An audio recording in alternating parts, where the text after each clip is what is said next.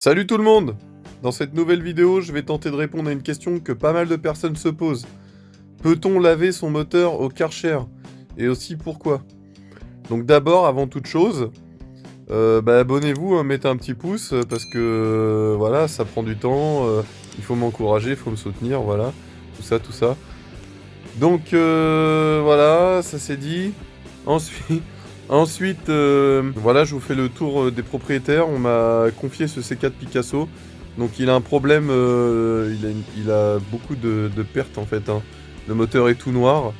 Le problème c'est qu'on sait pas trop d'où vient la fuite en fait. Donc moi j'ai ma petite idée.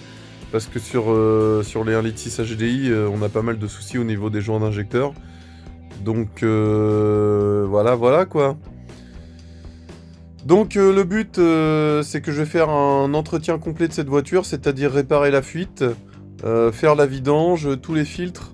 Donc bien évidemment, avant de m'attaquer aux fuites qui feront l'objet d'un futur épisode, on va nettoyer le moteur au Karcher.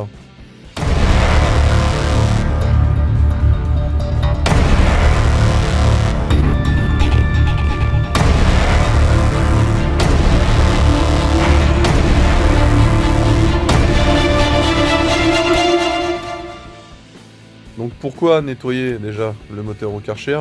Tout simplement pour trouver les fuites en fait, hein. Même si vous n'avez pas de problème au niveau de votre moteur, un petit coup de Karcher, le moteur il est propre, c'est quand même déjà plus sympa de mettre les mains dedans pour travailler, et surtout dès qu'il y a une fuite on le voit aussitôt quoi.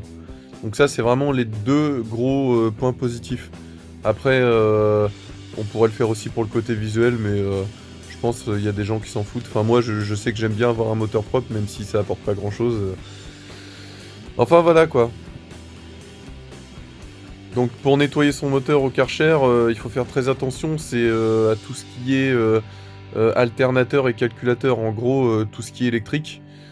Donc pour les personnes pas trop sereines, vous pouvez utiliser des plastiques pour protéger l'alternateur, et dans un premier temps, et dans un second temps protéger donc tout ce qui est calculateur, boîte à fusibles, électronique. Et dans un troisième temps, on va protéger ce qui est courroie et distribution. Donc comme je dis précédemment, pour les personnes pas trop sereines, vous pouvez tout simplement mettre des plastiques pour protéger. Et puis les personnes un peu plus confiantes, vous les évitez en fait, hein, vous passez le Karcher sans passer sur... Enfin voilà, ça résiste quand même aux éclaboussures quoi, faut juste pas mettre la pression d'eau sur l'alternateur par exemple ou sur la courroie, parce que je pense qu'ils vont pas trop apprécier. Donc voilà, dans un premier temps, comme on peut le voir, les puits d'injecteur ils sont blindés de calamine quoi. Donc je pense que la fuite vient de là, mais on va quand même laver tout le moteur parce que franchement c'est pas terrible de travailler dans le cambouis quoi. Donc c'est parti, go, on karcherise tout ça et on se retrouve après.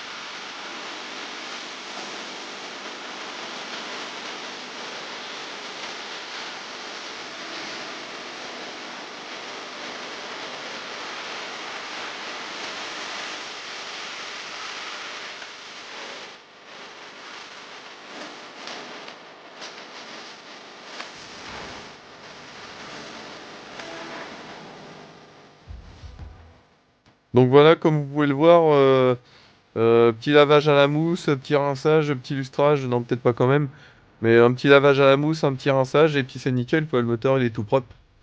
Donc voilà quoi.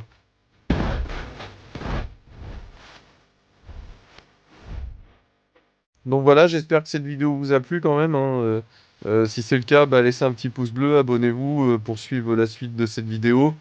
Donc dans le prochain épisode, on fera l'entretien de la voiture. Allez, ciao!